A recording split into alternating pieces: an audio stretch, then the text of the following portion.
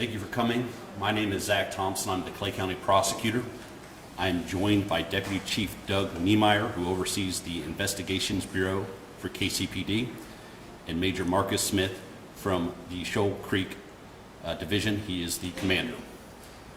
I want to begin by saying our condolences go out to the family, friends, and loved ones of the man who lost his life yesterday. No one should have to experience what they are going through right now, and our hearts go out to them. Yesterday, at 7:40 a.m., KCPD officers responded to a call of a shooting. They arrived and took Jeffrey Travis King, who was in possession of a loaded handgun, into custody. 8 spent 9mm casings were recovered. The victim was pronounced dead at the scene. He had 8 apparent bullet wounds to his back and 5 to his front. After the incident, King communicated to a witness that he had shot someone. Additionally, 2 witnesses told investigators they observed King shooting the victim in the back while he was laying face down in the street. Our office reviewed the evidence and charged Jeffrey Travis King with 2 crimes. They are, in count 1, that the defendant committed the Class A felony of murder in the first degree, in that on or about January 12, 2026, in Clay County, Missouri, the defendant, after deliberation, knowingly caused the death of a confidential victim by shooting him. Murder in the first degree is an A felony, and the punishment is either death or imprisonment for life without the eligibility for probation or parole.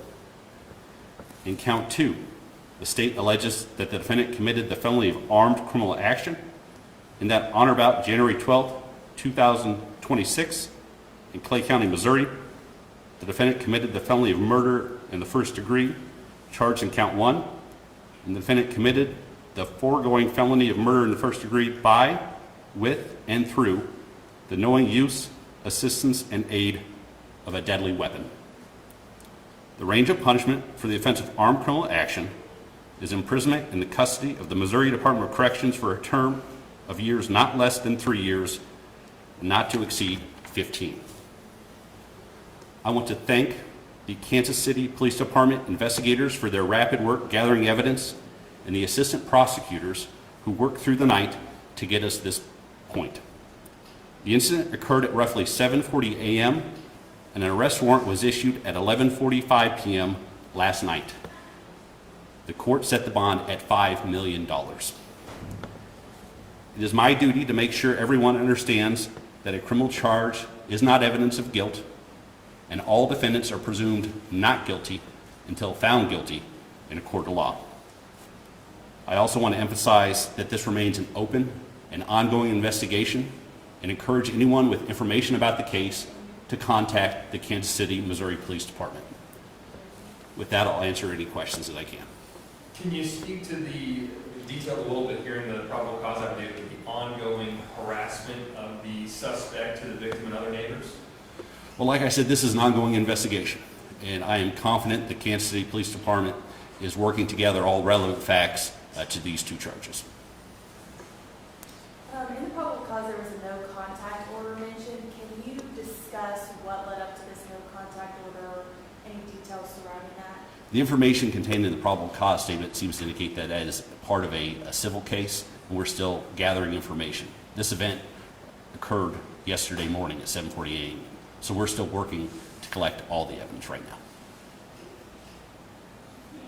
I guess, what is your message to these neighbors who have been, just going through it with this man for years, they told us? What is your message to them, as this has ended in a tragedy? Well, there's 2 messages. First, that my heart goes out to them. And second, that they should know that when violent crime is committed in Clay County, they can rely on professional law enforcement investigators to gather evidence, and they can rely on the Clay County Prosecutor's Office to prosecute those cases to the fullest extent under the law. I'm not sure if this is something better for either member of the police department here. It talks about the harassment here, and obviously this is a quite an escalation from the harassment they're seeing, but they talked about going to the Kansas City Police Department with these things, the community division. Is there more that could have been done to try and prevent this ahead of time, potentially?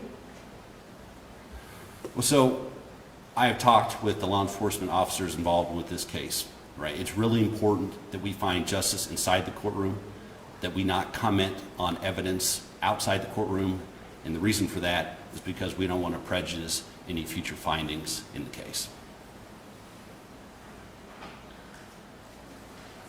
The defendant is currently being held in the Clay County Jail. I know there was some concern about his custody status, and the latest information I have, he's being held in the Clay County Detention Center. Was there any conversation of possibly no bond for the defendant? So folks in Missouri, they're entitled to a bond, right? That's a constitutional right. There are provisions for exceptions to that, but we requested a $5 million bond because of the severity of the offense and because of the danger we believe the defendant posed to the community.